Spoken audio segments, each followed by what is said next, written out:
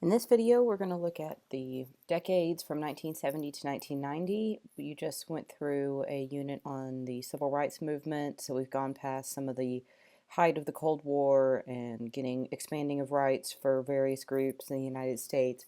So now we're going to look at, mostly from the point of view of the presidents from 1970 to 1990, what happened during this time period. So as you can see from our pictures at the bottom, we're going to be talking about Nixon, Ford, Carter, Reagan, and a little bit about Bush Sr. Something I want you to notice about the five presidents from 1970 to 1990, four of the five are going to be Republicans, except for Jimmy Carter in the middle. This is also coming from the trend of a resurgence or a rise of conservative values that are coming back in the 1970s and into the 1980s. So again, our presidents that we're going to be looking at in this era: Nixon, Ford, Carter, Reagan, and Bush Sr. So let's start with the Nixon years. Nixon was elected in 1968, and he's got a couple of things he did with domestic policy. We're going to look more at what he did with foreign policy. With domestic, there was some cut of Johnson's Great Society programs. There was some moving of funds to the local level so that states and local governments can decide what to do with them. He did push for some environmental reforms that we saw in the civil rights video.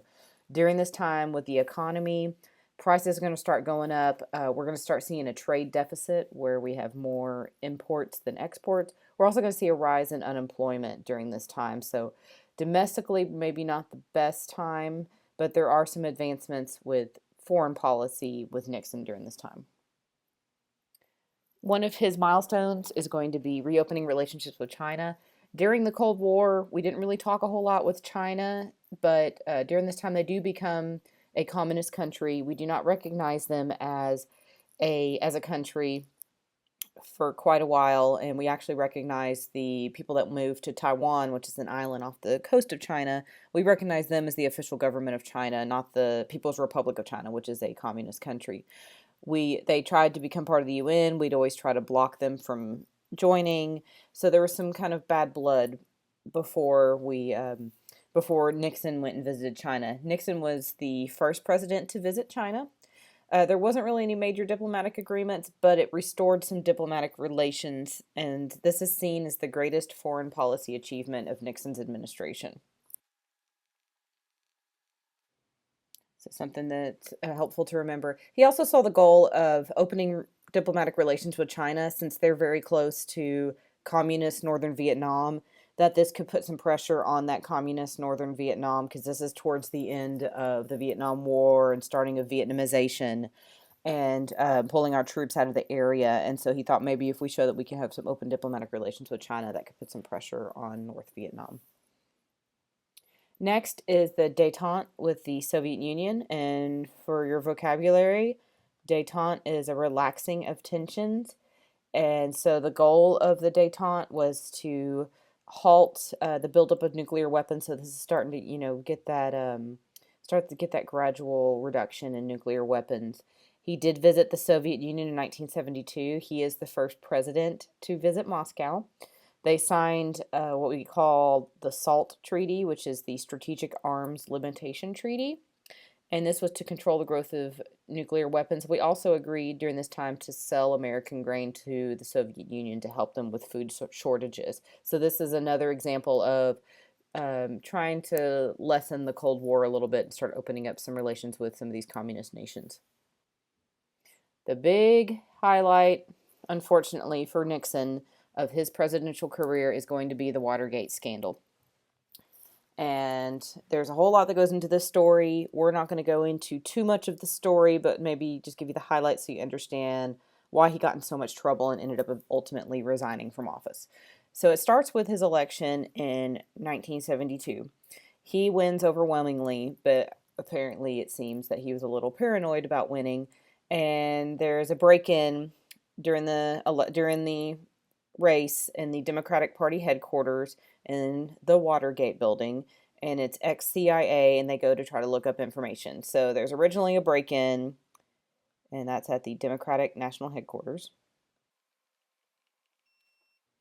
So this happens, and then later on people start finding out. Now this is where Nixon starts getting in trouble. Nixon tries to cover up the investigation into this break-in into the Democratic National Headquarters. So it wasn't necessarily that, he wasn't involved directly with the break-in. It was more he got in trouble because he tried to cover up the break-in.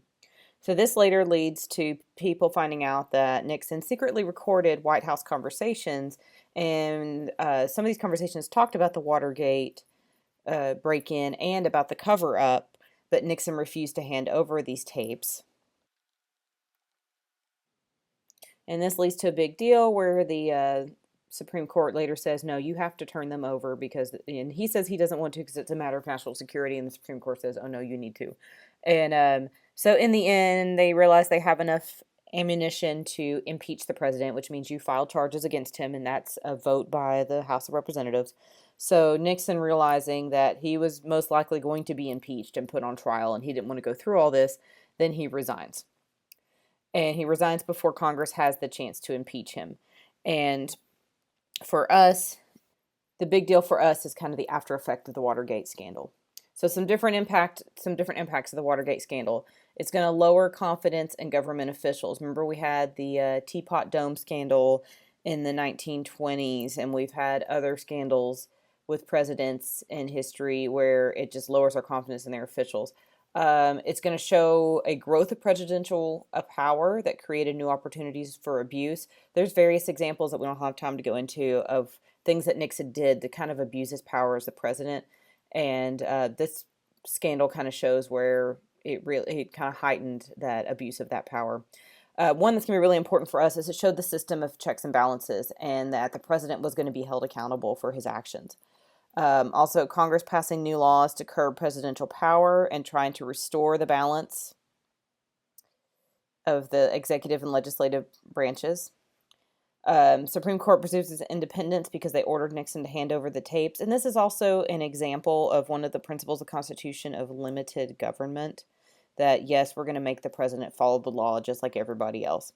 And then it also reaffirmed the role of the press in uncovering government misconduct and informing the public. There's going to be some reporters that are going to be responsible for the majority of the information that comes from the Watergate scandal. So again, another major scandal with the president, and again, it's going to lower our confidence in our elected officials. And we're going to see this again when we get to President Clinton in the next video. Okay, from 70s and 80s, we're going to have a lot of issues and working with the Middle East. One of our major issues we're going to have is we're dealing with OPEC and an oil embargo. OPEC is the Organization of Petroleum Exporting Countries, and it was formed in 1960 of various groups that are large oil-producing countries. Most of them are in the Middle East. There's a couple in South America. There's a couple in North Africa, and then Indonesia is also part of this. And most of these OPEC members are going to be Arab countries, so you're going to have... So most of these countries are going to be Arab countries, and during this time we're having there's going to be some wars and conflicts with Israel and Egypt and other parts of the Middle East. So the Arab nations of OPEC, they're going to try to use oil as a political weapon. And so they impose an oil embargo on the United States. And this is going to be basically not selling or exporting oil to the U.S. And because of this is going to lead to a huge increase in price of oil, and it's also going to lead to a major gas shortage. And you think about what all we use oil for, not just for fueling our own cars, but also anytime you need to get goods shipped to grocery stores or to anywhere, you've got to have gas in those trucks to move it. We have products that are made with petroleum products. So this is going to have a huge impact on the American economy, because it not only has to do with putting gas in your car, it has to do with also heating your home and also getting food from the farms to the shelf. So this is going to be all because most of these Arab countries are not happy with the U.S. and Western Europe because we sided with Israel in the 1973 war that was in the Middle East. To try to help combat some of the conflict in the Middle East, specifically between Israel and Egypt, is, and this is probably one of the positive things that happened in Carter's presidency, is going to be the Camp David Accords. Just a little history background. 1948, after the World War II, Israel was established as a Jewish state, and of course, most Middle Eastern countries did not want to recognize Israel as a Jewish state, and there's always this conflict of the Palestinians who are Muslim that live in the area and who that area originally belongs to. So there's going to be various wars, and so from 1948 to 1977, there's going to be 3 different wars, mainly fought with Israel and Egypt. And if you look at a map of Israel and Egypt, you're going to have, here goes my lovely drawing again. So you're going to have Israel, and this is the Mediterranean Sea, by the way. You're going to have Egypt. You're going to have the Sinai Peninsula. And then here's Israel. So during these wars, since they're so close to each other, you're going to have some fighting going on. And a lot of times they're going to fight over this area right here, the Sinai Peninsula.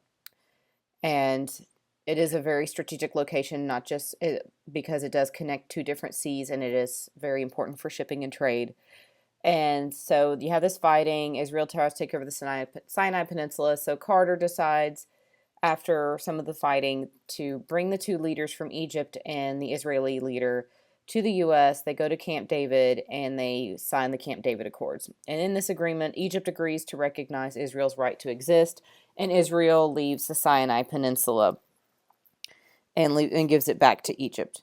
So this gives pretty much normal diplomatic relations with Israel and also ends 30 years of warfare, and is probably seen as the highlight of Carter's presidency. So moving from the highlight to probably one of the biggest tarnished areas of Carter's presidency is going to be the Iranian hostage crisis. So again, little history lesson. This is going to start in 1953 when the Shah of Iran takes over the government as a coup, and this coup is organized by the CIA in the United States, and he comes in power. Well, one of the problems is the Shah is a little bit of a dictator, and the people end up really disliking him. So he's in power from 1953 to 1979. So he's in power for a long time. There's a lot of abuse of human rights during this time. And so in 79, whenever things get a little too hot in Iran, the Shah flees the country. And then the Ayatollah Khomeini takes control, and it becomes more of a theocracy and more of a religious-minded government. So he leaves. And then the big one that gets us in this bind is in October 1979. He needs to enter the U.S. He has cancer and coming for medical treatment, and we offer him to come in for medical treatment. Well, 2 weeks after this happens, there's Iranians that are protesting, and they run in and they seize the staff of the U.S. Embassy in Tehran, in the capital of Iran. So the hostages are blindfolded, they're tied up, they're accused of working for the CIA, and this goes on for over a year, where these 60 American hostages are kept in Iran. Things that happened during this time. So some attempts during this time to try to release the hostages was we imposed economic sanctions on Iran, where we wouldn't trade with them or we wouldn't give them certain goods, and we also countries around the world that supported the United States also gave economic sanctions. One of the big things that does happen to America during this time, and this really messes with Carter's popularity, is it tarnishes our image because we weren't able to free the hostages. We had some failed rescue attempts with military going in, and a helicopter raid that failed. Negotiations just stalemated, and kind of a symbolic way of handling this is the hostages are freed literally minutes after Carter leaves office and Reagan becomes president. So it was kind of a stab at Carter to let them go, even though he really tried to work hard to get them to be freed under his watch. So this is kind of the thing that probably takes Carter under, among other things, as president was the Iran hostage crisis.